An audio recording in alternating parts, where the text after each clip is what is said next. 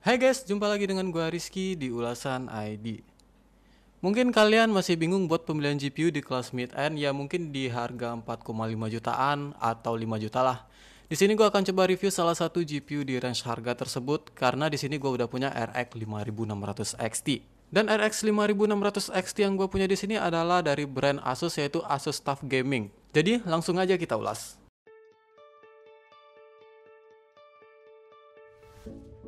Jika dilihat pada websitenya AMD, Asus RX 5600 XT yang gue ulas ini masuk ke dalam salah satu RX 5600 XT yang udah menggunakan memory speed 14 GB per second. Karena waktu baru keluar dulu, RX 5600 XT ini hanya memiliki memory speed sebesar 12 GB per second, contohnya pada versi reference-nya. Sedikit tentang spesifikasinya, mungkin ini buat teman-teman yang belum tahu ya. RX 5600 XT ini kalau versi reference-nya punya boost clock mencapai 1560 MHz dan game clock-nya di angka 1375 MHz. Cuman untuk brand Asus TUF Gaming ini ada sedikit kenaikan di mana boost clock-nya mencapai angka 1770 MHz dan game clock-nya di angka 1660 MHz. Punya VRAM sebesar 6 GB dengan tipe memori GDDR6, GPU ini tentu aja udah support PCI Express generasi 4. Terus untuk power inputnya, GPU ini membutuhkan 1x8 pin power dengan minimal power supply 450 watt doang. Oh ya, seperti yang gue bilang dari awal tadi, kalau RX 5600 XT ini pada awal perilisan dulu ada yang memiliki memory speed di angka 12 GB per second. Cuman brand-brand rata-rata udah mengeluarkan update BIOS untuk GPU ini agar bisa jalan di 14 GB per second. Contohnya gue pakai di sini adalah Asus TUF OC Gaming, di mana di sini udah disediakan updatean BIOS-nya.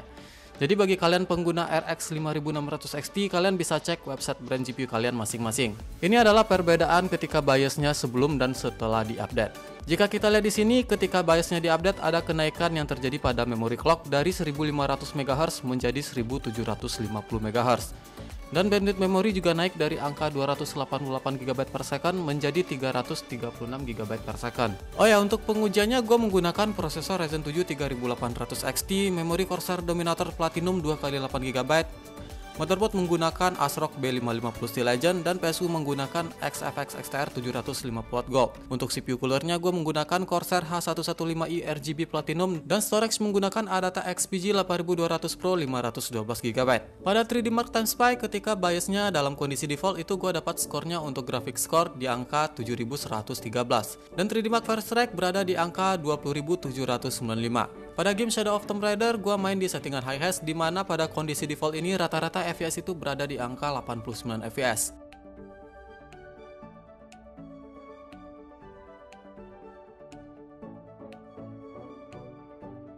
Di game RDR 2, di mana gua main settingan maksimal, rata-rata FPS berada di angka 76,2 FPS.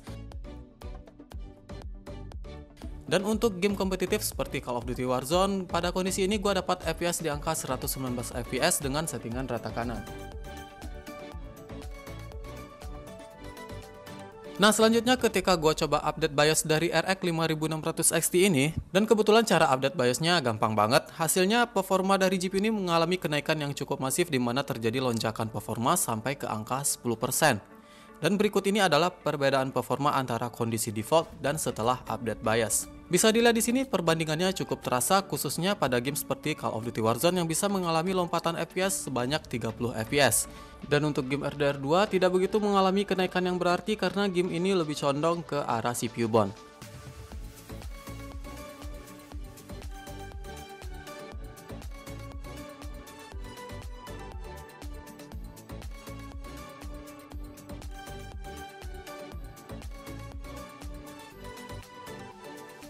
Nah, terakhir untuk harga sendiri, RX 5600 XT ini bervariasi tergantung brand. Kalian bisa mendapatkan GPU ini mulai dari harga 4,4 juta sampai di harga 5,8 juta. Dan tentu aja dengan harga tersebut bisa dibilang kalau ini adalah salah satu GPU terbaik yang bisa kalian pilih di range harga 4 jutaan.